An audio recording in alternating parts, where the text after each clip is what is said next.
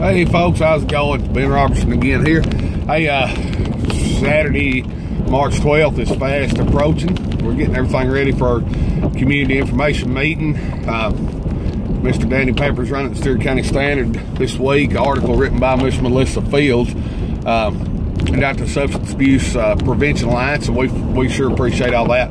I just wanted to touch on a few things right quick as we approach Saturday. Maybe some of you think about coming, hadn't made up your mind yet or whatever, and just kind of wondering what's going on. Saturday, we're just going to kind of get together. We're going to talk about what Celebrate Recovery is, what the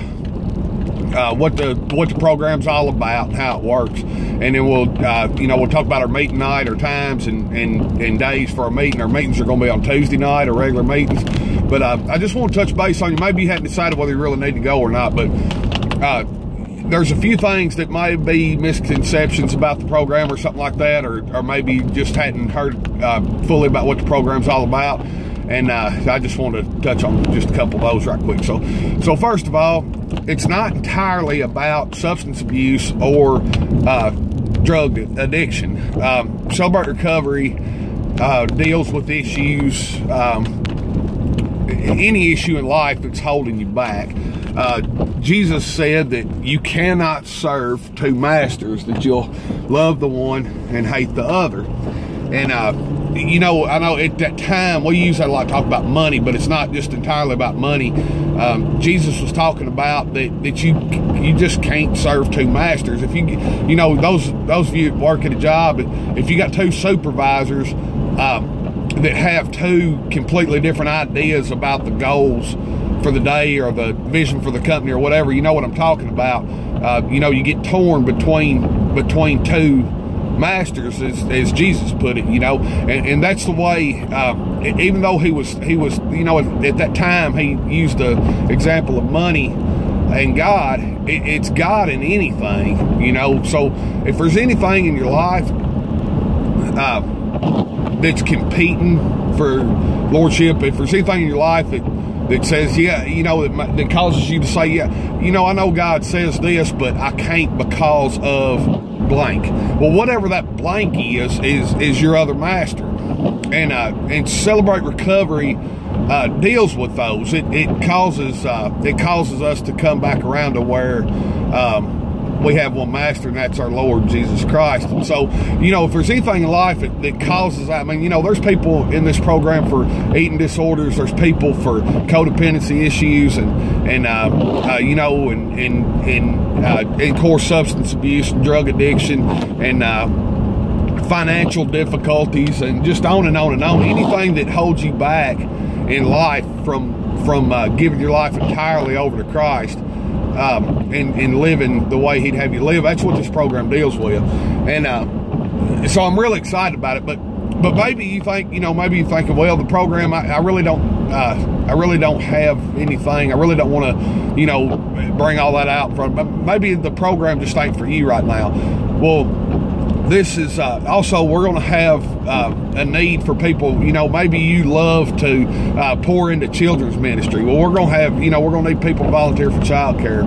Maybe you love to cook. We're going to need people to help with food, because I want to make this where people can come and they won't have to worry about rushing home from work and trying to get the kids fed and get themselves fed and get everything done and rush out to Celebrate Recovery. I want this to be a time where you can break free from all that hustle and bustle and really dig into what's going on. So we want to serve food there. We want to have meals there on our regular Tuesday night meetings, because we just want to take that thing off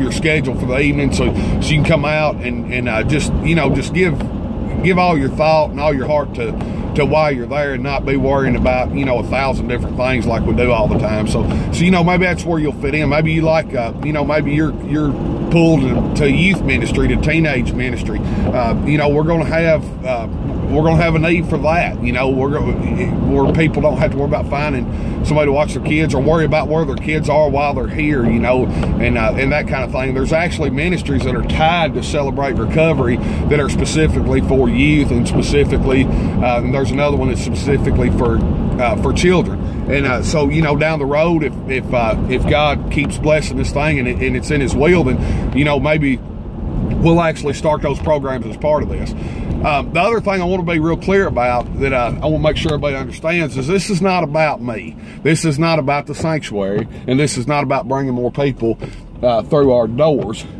It's about bringing more people to Christ. And if they come through our doors to get there, that's great. That's awesome, but they don't have to. That's the heart behind it, is getting more people to Christ. So maybe you want to bring some of the team from your church and just come out to the meeting, see what Celebrate Recovery is all about, and see if it's something that your church might want to do.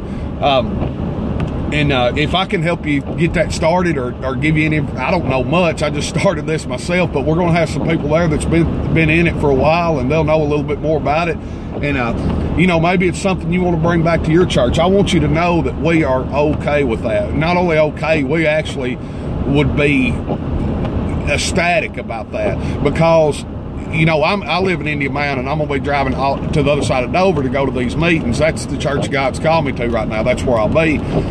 But, you know, if maybe you're from a church in Indian Mound or Big Rock or Bumpus Mills, and if you're free Saturday around 5 o'clock, just get some of your team together and bring them on out, and just see what Celebrate Recovery is all about, because geographically our county is huge, and sometimes getting a ride or having the gas money or whatever, sometimes that might be a hurdle somebody has to cross to get to these meetings. And any of those hurdles we can take down would be great. You know, when Jesus prayed for us in John 17, He said that the world would know that we were His because of our love for one another, because we were united with one another. And if, you know, this is a cause we can all be united with, and it ain't about, you know, a program that's starting out the sanctuary and we want everybody to come to sanctuary.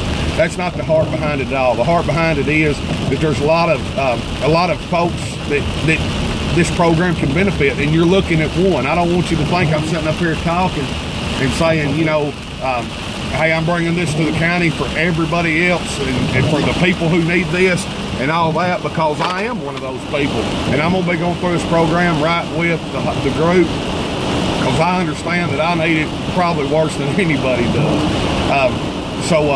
You know, I just want to kind of throw it out there and make sure everybody kind of understood where we were at and all this. If you've been following this story from back in February when God started bringing us all together in front of us, you kind of know what the deal is, kind of what the heart is.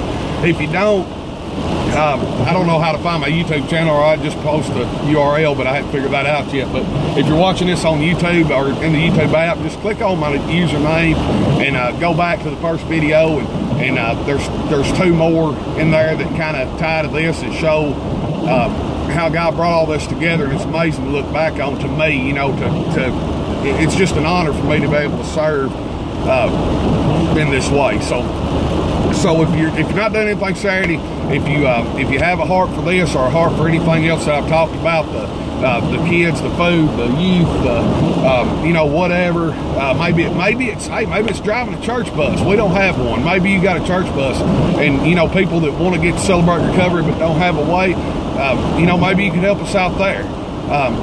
There's a place for all kinds of people to serve here, and we will make sure that people have those opportunities. And like I said, we would love to see one of these groups start. Yeah, I know you caught me. I'm just now putting my seatbelt on. But we would love to see one of these groups start in every district of the county, because for one thing, we all need to get closer to God. So there's not going to be a shortage of people. And geographically, it would be a whole lot easier if there was one around, you know, within just a few miles of everybody's house, so people could get, it'd be a little easier for people to get involved in this and not have to drive so far. You know, people that live close to the county line, or in Indian Mound, or maybe some of the people that live close to the state line in Bumpus Mills, you know, this is a long way for them to drive. And we would love to see more of these groups spring up and more places of healing for people. And looking forward to Saturday, looking forward to seeing y'all. We're going to have some food there, so y'all can come and eat with us and watch a little short presentation. After it's over, we'll get together and talk, and we'll have, you know, we'll have some stuff there for you to take home and look at, and you can also you know, if you think you'd be interested in serving in some of these capacities, you'll be able to talk to us more about that. So thanks a lot for the ones y'all that's followed me through this whole ordeal, man. I appreciate it, and I'm sure I'm just in awe of how God has brought this all about and brought people into this situation that's eager to help and eager to get this going. And so I just wanted to share all that. And if y'all can, come on out Saturday, and we'll see how the Lord leads, and we'll get this thing started. So thanks a lot, and God bless.